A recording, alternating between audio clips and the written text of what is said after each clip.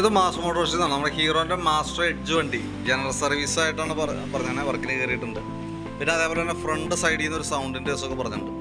അപ്പോൾ നമ്മൾ സർവീസുമായി ബന്ധപ്പെട്ട് നമ്മളതിൻ്റെ ബാക്ക് ബ്രേക്ക് ലൈനറൊക്കെ നമ്മൾ ചെക്ക് ചെയ്യാൻ വേണ്ടിയിട്ട് അയച്ചിട്ടുണ്ട്. ബ്രേക്ക് ലൈനർ നമുക്ക് ഇതുമ്പോൾ കിടക്കുന്നത് കമ്പനി ലൈനറാണ്. നമുക്ക് അത്യാവശ്യം ഉപയോഗിക്കാനുണ്ട്. നമുക്ക് ക്ലീൻ ചെയ്ത് ക്യാമൊക്കെ ക്ലീൻ ചെയ്ത് ഗ്രീസ് ചെയ്ത് റീസെറ്റ് ചെയ്യാം. പിന്നെ അതേപോലെ തന്നെ നമ്മളതിൻ്റെ എയർ ഫിൽറ്റർ ക്ലച്ചിൻ്റെ ഭാഗമൊക്കെ ചെക്ക് ചെയ്യാനുണ്ട്. എയർ ഫിൽറ്റർ നമുക്ക് നോക്കുമ്പോൾ എയർ ഫിൽറ്റർ വലിയ പഴക്കമായിട്ടില്ല, പക്ഷേ കമ്പനി ആയിട്ടൊന്നുമല്ല, ഒരു ഡ്യൂപ്ലിക്കേറ്റ് പാർട്സാണ് കിടക്കുന്നത്. തൽക്കാലം നമുക്ക് ഇത് തന്നെ ഇടാം. കാരണം എന്താ വെച്ചാൽ എന്തെങ്കിലും കാശ് കൊടുത്ത് മേടിച്ചേക്കാണ്. അപ്പോൾ നമുക്കൊന്ന് ക്ലീൻ ചെയ്ത് എയർ അടിച്ച് ക്ലീൻ ചെയ്ത് റീസെറ്റ് ചെയ്യാം. അടുത്ത സർവീസിൽ മാറ്റണ സമയത്ത് എയർ ഫിൽറ്റർ ഒറിജിനൽ ഫിൽറ്റർ ഇടാനായിട്ട് ശ്രദ്ധിക്കാം. കാരണം അതല്ലെങ്കിൽ നമുക്ക് ഹെഡിൽ കരിയൊക്കെ കൂടുതൽ കയറും, കൂടുതൽ കംപ്ലയിൻറ്റുകൾ പെട്ടെന്നായിരിക്കില്ല, കൂടുതൽ കംപ്ലയിൻറ്റുകൾ നമ്മൾ അറിയാതെ വന്നുകൊണ്ടിരിക്കും. കാരണം അതിൻ്റെ പേപ്പർ ക്വാളിറ്റി വളരെ ലോ ക്വാളിറ്റിയാണ്. പിന്നെ അതേപോലെ തന്നെ നമുക്ക് അതിൻ്റെ ക്ലച്ചിൻ്റെ ഭാഗം നമ്മൾ ചെക്ക് ചെയ്യുന്നുണ്ട്. ക്ലച്ചിൻ്റെ സൈഡിൽ നിന്ന് തന്നെ നമ്മൾ വണ്ടി ഓടിച്ചു നോക്കുമ്പോൾ തന്നെ ചെറിയ സൗണ്ട് വേരിയേഷൻ ഉണ്ടാകും. തന്നെയാണ് നമുക്ക് സർവീസിനകത്ത് ഓൾറെഡി ക്ലച്ച് ചെക്കപ്പും ആവശ്യമെങ്കിൽ ക്ലച്ച് ഗ്രീസിങ്ങിനൊക്കെ ആയിട്ട് വേണ്ടി അയക്കുന്നതാണ്. അപ്പോൾ നമ്മളത് അഴിച്ച് ചെക്ക് ചെയ്യുന്ന സമയത്ത് ക്രാങ്ക് ഷാഫ്റ്റിൻ്റെ ഭാഗത്ത് വേറെ ലീക്കേജ് കാര്യങ്ങളൊന്നുമില്ല. ക്രാങ്കിൻ്റെ അലൈൻമെൻറ്റിന് ചെറിയൊരു കംപ്ലയിൻ്റ് ഉണ്ട്. ക്ലച്ച് ഷാഫ്റ്റിൻ്റെ ഭാഗത്തേക്ക് ഇവിടെ ഓയിൽസീൽ ലീക്ക് കാണിച്ചു തുടങ്ങിയിട്ടുണ്ട്. ഇവിടെ ലീക്കായിട്ട് പതുക്കെ ഒഴുകി തുടങ്ങിയിട്ടുണ്ട്. കൈയോടെ നമുക്ക് അതിൻ്റെ ഓയിൽസീൽ മാറ്റിയിടാം. ക്രാങ്ക് ഷാഫ്റ്റിന് അലൈൻമെൻറ്റ് വേരിയേഷൻ ഉണ്ടെന്ന് പറയാൻ കാരണം ഇതിൻ്റെ ബെൻഡെക്സ് യൂണിറ്റാണത്. ബെൻഡെക്സ് യൂണിറ്റിൻ്റെ ഈ ഭാഗത്ത് നോക്കുമ്പോൾ ചെറിയ കളർ വ്യത്യാസം വന്നിട്ടുണ്ട്. അത് അതിൻ്റെ ഈ ഭാഗത്ത് തന്നെ ക്രാങ്ക് ഷാഫ്റ്റിൻ്റെ ഈ ഭാഗത്ത് തന്നെ വീല് ഇതുമ്പോൾ ടച്ച് ആവണം, മൈന്യൂട്ടായിട്ട് ടച്ച് ചെയ്ത് വർക്ക് ചെയ്തുകൊണ്ടിരിക്കുകയാണ്. അതുകൊണ്ടാണ് ആ സൗണ്ട് ആ ഉരച്ചിൽ കാണുന്നത്. ചെറിയൊരു ഉരച്ചിൽ സൗണ്ട് ഉണ്ടാവും. നമുക്ക് ശ്രദ്ധിച്ചാൽ മനസ്സിലാവുണ്ടാവില്ല. കാരണം എന്താ വെച്ചാൽ മൈന്യൂട്ടായിട്ടുള്ളൊരു ടച്ചിങ് ആണ്. നമുക്ക് ചെറുതായിട്ടൊന്ന് അലൈൻ ചെയ്തിടാനാണ് പറ്റുള്ളൂ. പുറമേ നമുക്ക് അത്രയും ചെയ്യാനേ പറ്റുള്ളൂ, വേറെ ഒന്നും ചെയ്യാൻ പറ്റില്ല. പിന്നെ നമുക്ക് ക്ലച്ച് വർക്ക് ചെയ്തിട്ട് ക്ലച്ച് ഷൂ ബെൽറ്റൊക്കെ വർക്ക് ചെയ്തിട്ടുള്ള ഒരു ഞങ്ങളുടെ പൊടി കാര്യങ്ങളൊക്കെ അതിൻ്റെ ഉള്ളിലുണ്ട്. അതൊക്കെ നല്ല രീതിയിൽ ഒന്ന് എയർ അടിച്ച് ക്ലീനാക്കി റീസെറ്റ് ചെയ്യാം. ബെൽറ്റിൻ്റെ കണ്ടീഷൻ നമ്മൾ നോക്കുന്നുണ്ട്. ഇതുമ്പോൾ കിടക്കുന്നത് കമ്പനി ബെൽറ്റാണ്, ഹീറോൻ്റെ ഒറിജിനൽ ബെൽറ്റ് തന്നെ കിടക്കണേ. അതിൻ്റെ സെൻറ്റർ ഭാഗത്തേക്ക് നോക്കുമ്പോഴത്തേക്കും ഇവിടെ ചെറിയൊരു പൊട്ടലൊക്കെ തുടങ്ങിയിട്ടുണ്ട്. എന്നിട്ട് നമുക്കിപ്പോൾ മാറ്റണമെന്നില്ല. കാരണം വെച്ചാൽ അത്രയ്ക്കും ഡീപ്പായൊരു സിറ്റുവേഷനിലേക്ക് എത്തിയിട്ടില്ല.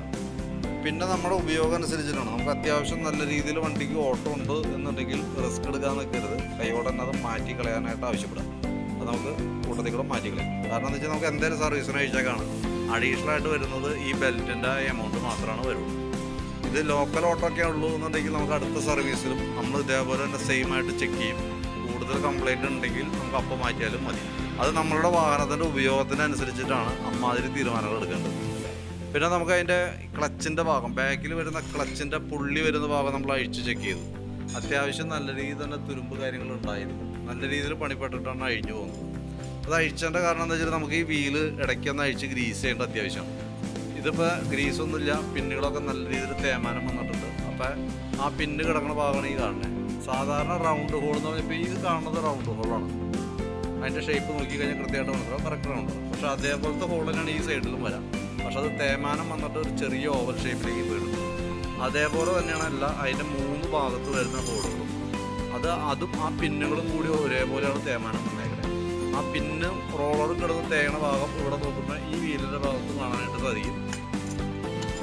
ഈ സൈഡിൽ ചെറിയൊരു കുഴി പോലെയൊക്കെ രൂപപ്പെട്ടിട്ടുണ്ട്. കറക്റ്റ് അവിടെ ഒരു ചെറിയൊരു ഷക്ക് പോലെ നിന്നിട്ടൊക്കെയാണ് വണ്ടി പോവാവുള്ളൂ. അപ്പം അഫോർഡബിളാണ്. പറ്റുമെന്നുണ്ടെങ്കിൽ ഈ 2 വീലും മാറ്റി ഈ പിന്നുകളൊക്കെ മാറ്റി ഗ്രീസ് ചെയ്ത് പോവുകയാണെങ്കിൽ വണ്ടിയുടെ പെർഫോമൻസ് കുറച്ചും കൂടി മെച്ചപ്പെടും. കാരണം എന്താ വെച്ച് കഴിഞ്ഞാൽ ഈ 2 വീലുകൾ വരുമ്പോൾ എമൗണ്ട് വരുന്നുണ്ട്. ഞാൻ എസ്റ്റിമേറ്റഡ് ഉൾപ്പെടുത്തിയിട്ട് അതിൻ്റെ ഡീറ്റെയിൽസ് പറയാം. ഇപ്പോൾ നോക്കിയിട്ട് റിപ്ലൈ ഇട്ടാൽ മതി. അപ്പോൾ അങ്ങനെ ചെയ്യണമെങ്കിൽ ചെയ്യാം. ഇനി അതല്ലെങ്കിൽ തൽക്കാലം റോളറും പിന്നും മാറ്റിയിട്ട് വേണമെങ്കിൽ സ്കിപ്പ് ചെയ്യാം. ഇന്നല്ലെങ്കിൽ നാളെ എന്തെങ്കിലും ചെയ്തേ പറ്റുള്ളൂ. കാരണം ഓൾറെഡി കംപ്ലൈൻ്റ് ആണ്. പിന്നെ അതിൻ്റെ ഒരു തീവ്രത മനസ്സിലാവണമെങ്കിൽ ഈ പിന്നുകൾ അതിൻ്റെ ഉള്ളിൽ കിടന്ന് തേമാനം വന്നിട്ട് ഈ കപ്പ് അതിൻ്റെ മുകളിൽ വന്ന് കവർ ചെയ്ത് പോകുന്ന ഭാഗം ഇവിടേക്ക് നോക്കുമ്പോൾ ഈ ഭാഗത്തൊക്കെ അത്യാവശ്യം കുഴി പോലെ രൂപപ്പെട്ടുണ്ട്. അത് നമ്മളിപ്പോൾ കൈയോടെ അത് അഴിച്ചില്ലായിരുന്നെങ്കിൽ ഒരു പക്ഷേ ആ ഭാഗം പൊട്ടുകയും ബെൽറ്റിൻ്റെ ഈ പുള്ളി ജാമാവുകയും സ്വാഭാവികമായിട്ട് ബെൽറ്റ് പൊട്ടി വണ്ടി വഴിപ്പെടുന്ന സിറ്റുവേഷൻ ആവുമായിരുന്നു. ആ രീതിയിലാണ് വണ്ടി ഓടിക്കൊണ്ടിരിക്കുക. പിന്നെ ക്ലച്ച് വെയിറ്റ് സെറ്റ് വന്ന യൂണിറ്റ് നമ്മൾ അഴിച്ച് പിന്നുകളൊക്കെ ഒന്ന് ഗ്രീസ് ചെയ്യുന്നുണ്ട്. കാരണം നമ്മൾ ഓരോ പ്രാവശ്യം ആക്സിലേറ്റർ കൊടുക്കുമ്പോൾ ഈ ക്ലച്ച് ഷൂ ഇതേപോലെ വിടർന്നു വരണം. അതിന് ചില ഷൂകൾ ടൈറ്റ് പോലെ തോന്നിയതുകൊണ്ട് നമ്മൾ അത് അഴിച്ച് കൂട്ടത്തിൽ അതും കൂടി ഗ്രീസ് ചെയ്ത് കയറ്റുന്നുണ്ട്. പിന്നെ CVT ക്ലച്ചിൻ്റെ വേറൊരു പാർട്ടാണ് വേരിയേറ്റർ ബോഡിയും റോളറും കാര്യങ്ങളും വന്നത്. അത് നോക്കുമ്പോൾ അതിൻ്റെ ഈ വീല് ഡാമേജാണ്. പറയാൻ കാരണം എന്താ വെച്ചാൽ ഈ ബോസ് ഡ്രൈവിൻ്റെ ഉള്ളിൽ തന്നെയാണ്. അത് കറക്റ്റ് ടൈറ്റിൽ ഇറങ്ങി പോകേണ്ട ഒരു ഭാഗമാണ്. അത് നോക്കുമ്പോൾ ഇതിന് ഇത്രയും പ്ലേ കാണിക്കുന്നുണ്ട്.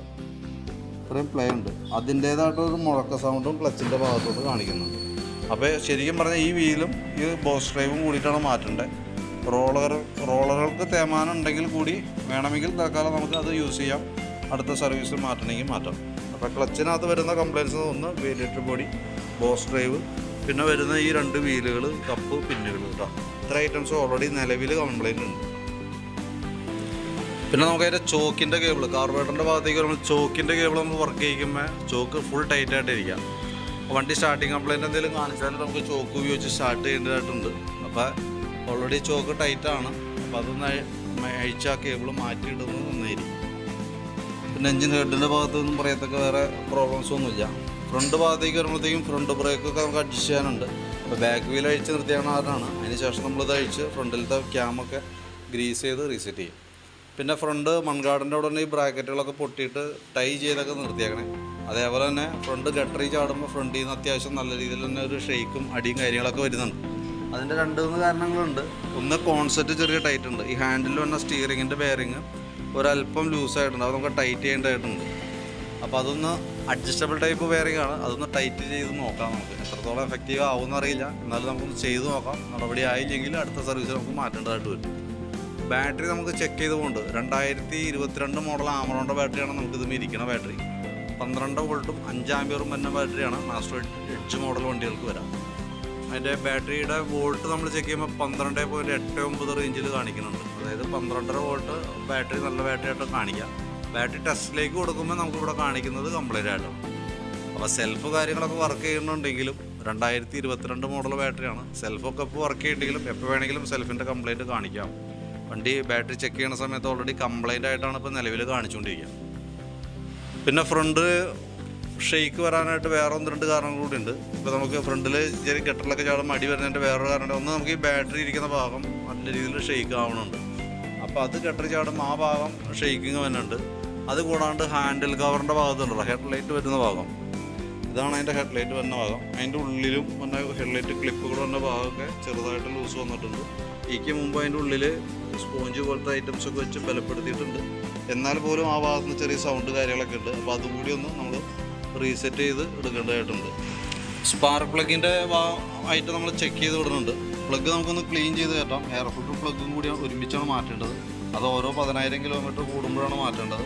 അടുത്ത സർവീസിൽ നോക്കിയിട്ട് എന്തായാലും ഫിൽറ്റർ കുറഞ്ഞ ഫിൽറ്റർ കിടക്കണം, ഡ്യൂപ്ലിക്കേറ്റ് കിടക്കണേ. അപ്പോൾ അടുത്ത സർവീസിൽ എന്തെങ്കിലും മാറ്റാം. ആ കൂട്ടത്തിൽ കൂടെ പ്ലഗും കൂടി മാറ്റണം.